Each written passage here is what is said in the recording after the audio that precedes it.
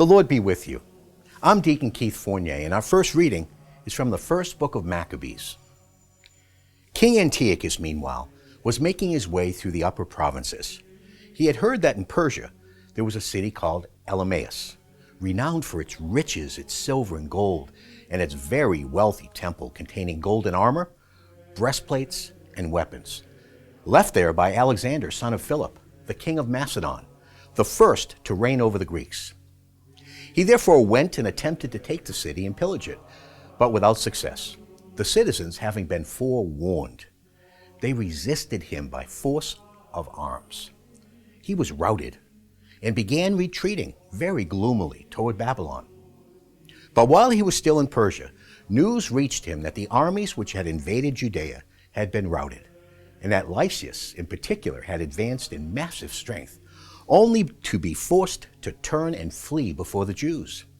That the latter were now stronger than ever thanks to the arms, supplies, and abundant spoils acquired from the armies they had cut to pieces, and that they had pulled down the abomination which he had erected on the altar in Jerusalem, had encircled the sanctuary with high walls as in the past, and had fortified Beth-zur, one of his cities. When the king heard this news, he was amazed and profoundly shaken. He threw himself on his bed and fell sick with grief, since things had not turned out for him as he had planned. And there he remained for many days, subject to deep and recurrent fits of melancholy, until he realized that he was dying. Then summoning all his friends, he said to them, "Sleep evades my eyes, and my heart is cowed by anxiety. I've been wondering how I could have come to such a pitch of distress. So great a flood as that which now engulfs me, I who was so generous and well loved in my heyday. But now I recall how wrongly I acted in Jerusalem when I seized all the vessels of silver and gold there and ordered the extermination of the inhabitants of Judah for no reason at all." And our response is from Psalm 9.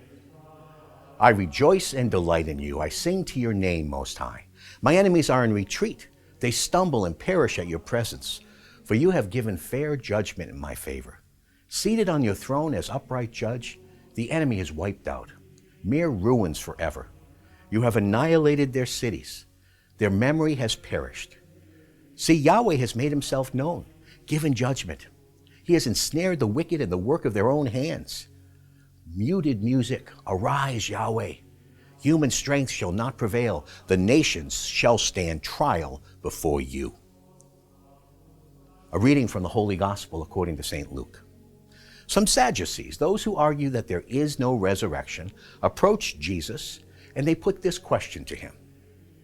"Master, Moses prescribed for us, if a man's married brother dies childless, the man must marry the widow to raise up children for his brother.